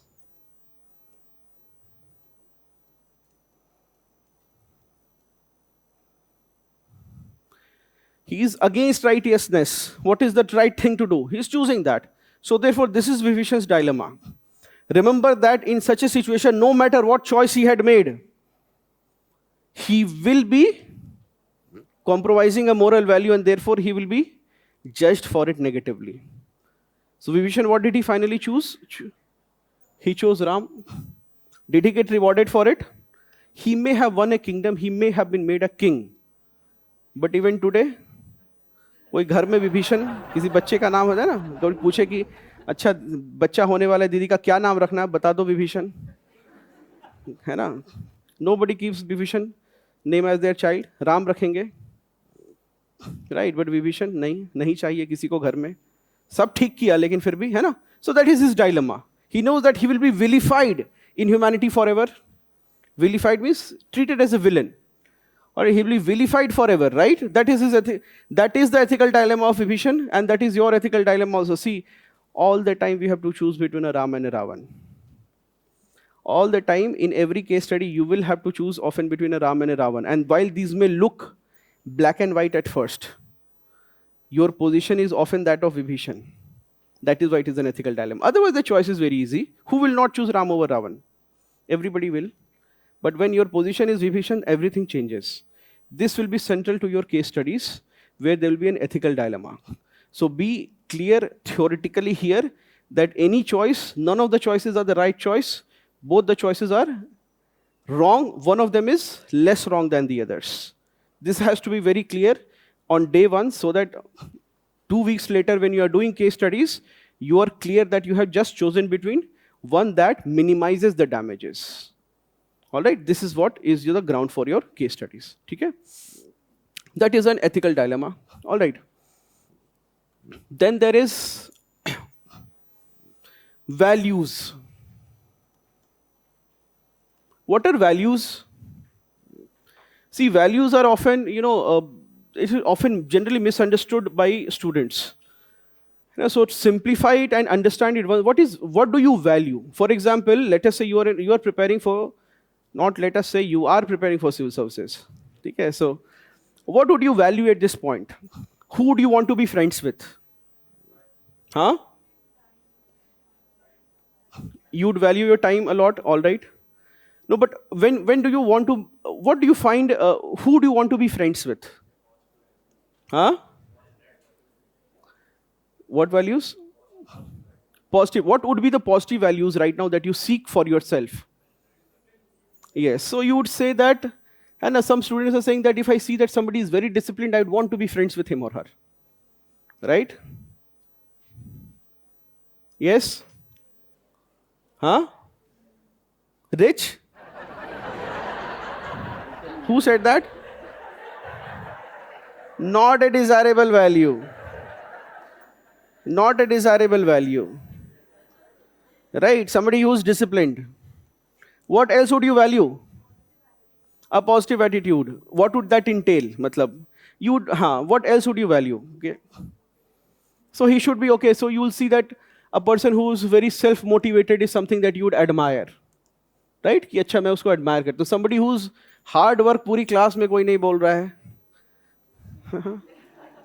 You'd value somebody who's hard working. You say कि बहुत पढ़ता है. So I'll tell you one very interesting thing. So what happened is we are trying to build Forum into a great organization. That is what we are trying to do. So what happens is if I call, there are some friends of mine who are working in different sectors, different verticals. I am into education. There are people who are in different verticals. So what happens is education sector requires a lot of hard work and personal commitment. That it is inherent to this. So which means that you will not have weekends. You will study on Saturday and Sunday like students. That is a part of the job. So what happens is, now what is very important? So now most of the people who are running or heading an organization, they want to be very successful. Whether it is Forum as a coaching, whether it is any other sector. So if 10:30 p.m. I call a friend and I ask him, what are you doing? And he says, oh, I'm out in a restaurant or somewhere and I'm just partying. And it's 10:30 p.m. on Saturday. I'm telling you, most people will not even battle an eyelid. They will be very happy कि दुनिया party कर रही है और मैं काम कर रहा हूँ. But the minute I call up someone who is his own organization or his own company to run, and at 10:30, if I on Saturday I ask him कि अच्छा क्या कर रहा है, तो कुछ नहीं यार थोड़ी देर में ऑफिस से निकलूंगा, then I'm scared. Somebody is working harder than you.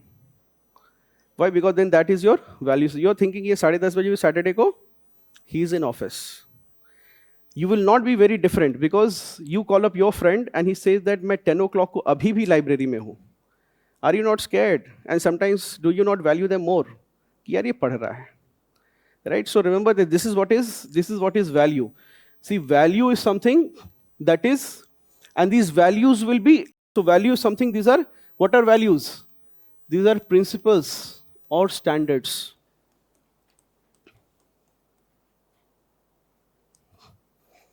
All right, these are principles or standards that determine desirability of an action.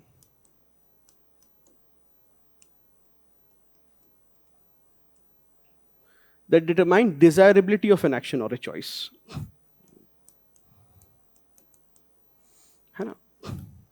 So remember, a lot of parents, you will often hear that, parents, कुछ बच्चों के parents होंगे, they will call them multiple times. ठीक है? And not just call, video call them multiple times. Right?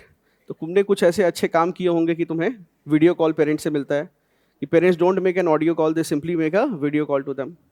All right. Now it is not possible for parents to control all your decisions. You are already grown up, right? You are grown up, so it is not possible for them. Then what is? And learn it for yourselves, for your next generation. ठीक है? So learn it for yourselves. That then how can a parent ensure that his child will make the good decision? Because they can't be here. As children, you are all growing up. You will always have a parallel life compared to what your parents think of you, right? एक अलग chapter चल रहा होगा life में. Right? A parallel world. Right? As you grow older, those worlds will converge with your parents, but the younger you are, the more parallel world you have. In your school, your parents are thinking कि बच्चा खा नहीं रहा है, पतला है, and he is thinking of some other thing in school. अलग problem से worried है वो. Right? Then how does one parent ensure? This is very crucial. How does one parent ensure that the child makes the same choices? What will be important for here? It will completely depend on what values have been given. It will completely depend on what values have been. It is simply when your parents, for example, some of your parents may not be sending you monthly installment, they may be just sending you a lot of money, and they expect that when you have less of it, you call me. It could be for some. What are they banking on? They're banking on your values. They know that, my child, my boy or my girl, he should feel financially secure while he's in Delhi. But also, they know that even if they have sent something more than that is your monthly budget, what is the faith that they have? कि नहीं उसका values ठीक है. हालांकि होंगे कुछ ऐसे कि पेरेंट्स ने भेजे नहीं कि सरोजनी नगर का चक्कर लग गया. ठीक है. Alright, so that is what is values. So values, they will decide what will desirability of an action or choice.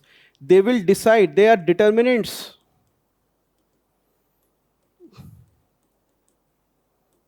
of one's action choice.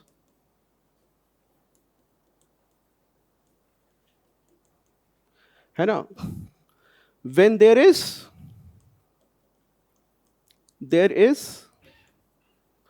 no surveillance, when there is no surveillance, what is the reason that some of you may be part of a group that may be doing some sort of intoxication or nasha? All right. What is the reason that some of you may not breach a certain level, a certain mark would have been decided by you, that I will not do this? What is that? That will be completely decided by your values. There may not be a question of morality in it. There may not be a question of morality in it. It is simply a matter of your values. You are coming from a Jan family and your friends are all voracious non-vegetarians. How are you able to maintain your integrity in that party? है ना, जिसके लिए single छोटा pan pizza vegetarian आ रहा होगा, है ना? How are you able to, what will decide whether you will not transgress the boundary, so-called boundary that is set by your family? They are not watching you. They will not ask you. How is it decided? How strong your values are. That will be the determinant. उसी से समझ में आ जाएगा सारा. ठीक है? So that is your values.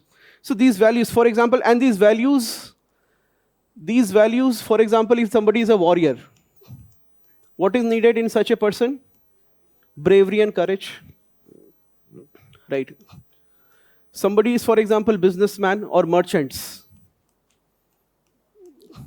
It is often said by Plato that appetite or avarice, they should have a good appetite. They should have avarice or greed also is good value for a merchant. Otherwise, and Plato says that what is a good value for a king? What should a king pursue? Yes, philosophy is, literally the meaning of philosophy is love of wisdom. Philosophis, love of wisdom. So these are the values. Now you are very courageous, you are very brave, you are very warrior-like.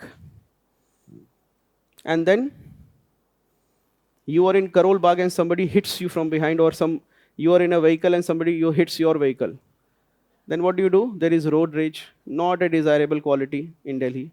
We are not looking for warriors roaming around in Delhi, which has too many warriors, right? Every year, barring the past 2-3 years, ever since COVID has broken down, people have calmed down a little and there is more respect for human life, to be honest. The COVID has taught us a few things. It has not taught us everything, but it has taught us few things to value human life more. I have not seen a major road rage case ever since COVID, but 2019 and every year, every day at least 3 road rage cases in Delhi. Somebody hit somebody's vehicle, this man came out and bait him black and blue. These things not happening thankfully now because people are more accommodative. A lot of people have lost someone or they know someone who's lost people, and therefore there is more respect for human life. So, ये चीजें कम हो गई हैं. But warrior, this courage quality is not needed. Similarly, if you are a soldier and you have too much wisdom, not needed. Right? Not needed. Why am I saying this? Soldiers cannot be kings. And if you are, see what happens is most of the students when they come for the interview, देखोगे कि बाल crew cut है. So I said कि अच्छा, कहाँ से बोले sir CAPF में I was in training भाग कर आया हूँ, बताया नहीं है किसी को. तो मैंने कहा what is the problem you are facing? It's a very good job. You will be a commandant and they have a really good life. The quality of life is really good once you become a commandant. So they say कि sir actually after studying so much it is not possible to do that job. I said why? कि for example I am late for my PE or my PT. The requirement will be you take a gun or a big sack, like 10 kgs, put it on your head and you do 10 rounds of the field. I'm not finding any logic in that.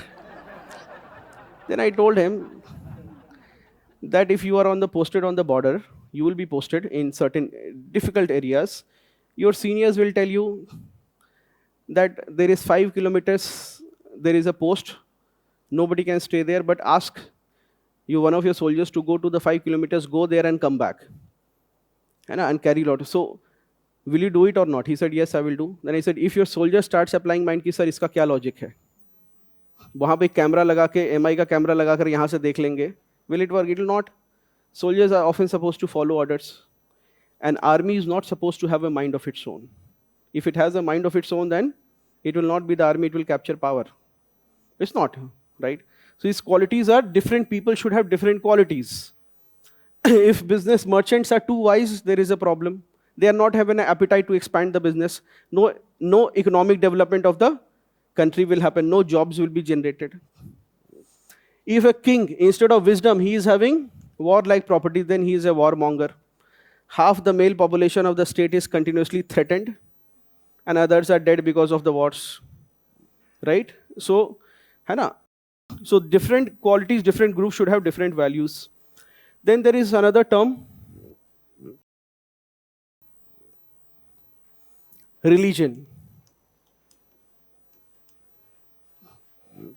Religion is is taken from the word, as far as I can remember, the Latin word religare, which means to bind. All right, religion is taken from the Latin word religare, which means to bind. इसको एक बार समझना है. All right. Religion, in the Western sense of the word, religion has to have certain traits. What are the 3 or 4 common things that every religion must have, as per the Western notion or understanding of religion? Yes. See, sometimes you will often hear this debate that they will often talk this. There is often a debate with respect to sometimes Hinduism that it is not a religion. However, we often say that it is not a religion in the conventional Western understanding, because the Western understanding of a religion is that there is one supreme God.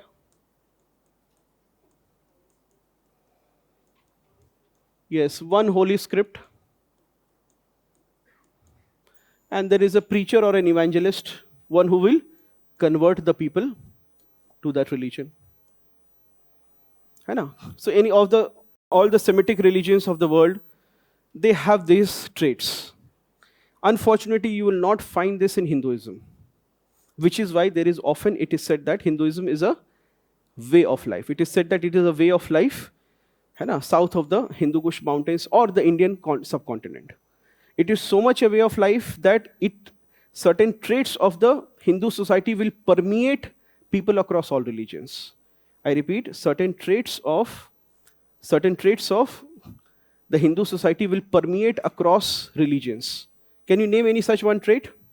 Yes, newspaper mein roj aata hai. Today is the debate only, yesterday's only the debate, that should there be caste-based reservation, for example, in followers of Islam? Because Islam is not supposed to have caste anywhere in the world, but in India, ends up having caste, because that is the feature of Hinduism. Problem hai na? All right. There is no one holy book. There is no one holy book. Which holy book do you have in your house? Anybody batao, any one holy book? Anybody's? हाँ? कोई कह रहा है ऋग्वेद रखे हुए घर में. कौन रखे? दिखाओ.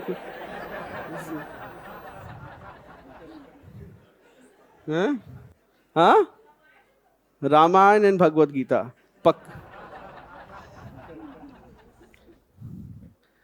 अच्छा, पढ़ लेते हो रामायण? हिंदी में ट्रांसलेट किया हुआ वाला रामायण होगा? हाँ, ठीक है.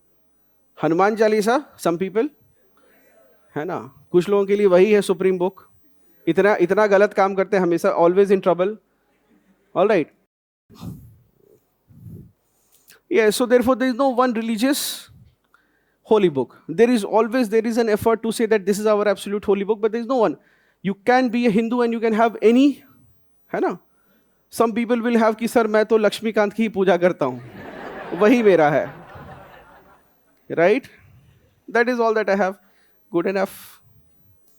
The beauty is that Hinduism will allow you. Does it make you a bad Hindu? No. है ना? Hinduism has this one benefit. Some of you are very lucky to be born in the Indian subcontinent. That you can worship any god, read any book, and still be a good Hindu. Shashi Tharoor in his book, Why Am I Hindu? He says that my Western friends ask me that how do I become a Hindu? I was not baptized into this. I did not have any ritual by which I converted to this.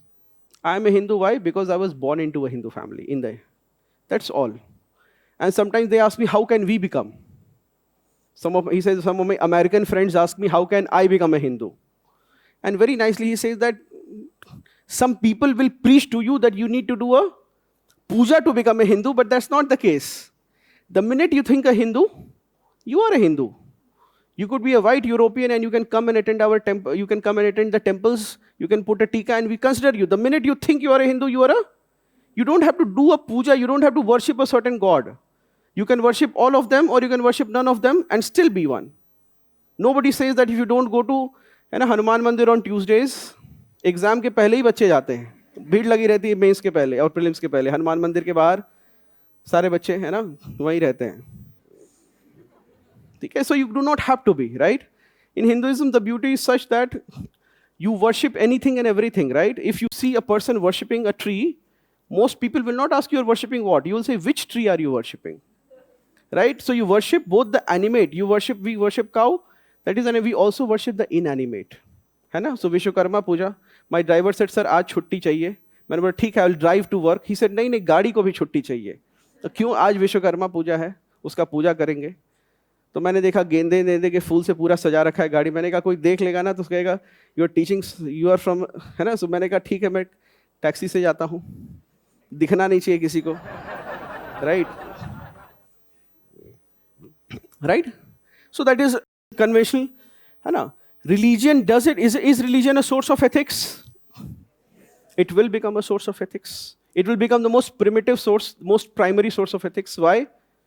Because imagine the earliest societies, the hunting-gathering societies. In the hunting-gathering societies, how do you enforce a rule? You use the tool of religion to enforce a rule. You use the tool of religion. How do you use the tool of religion to enforce a rule in a hunting-gathering society?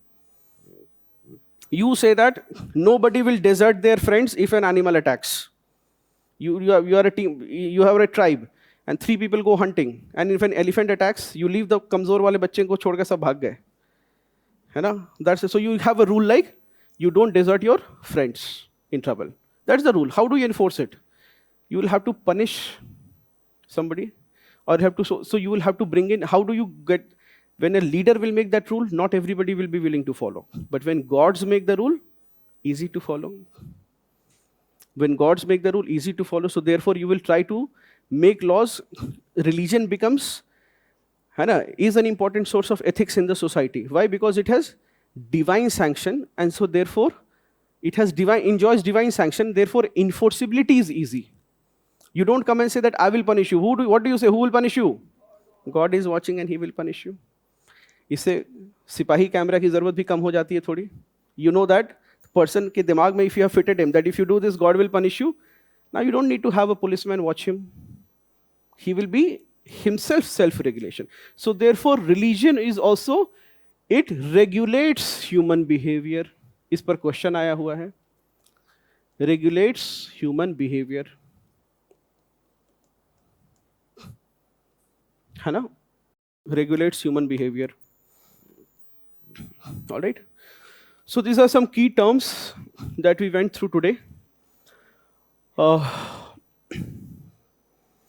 So from tomorrow, next class is tomorrow?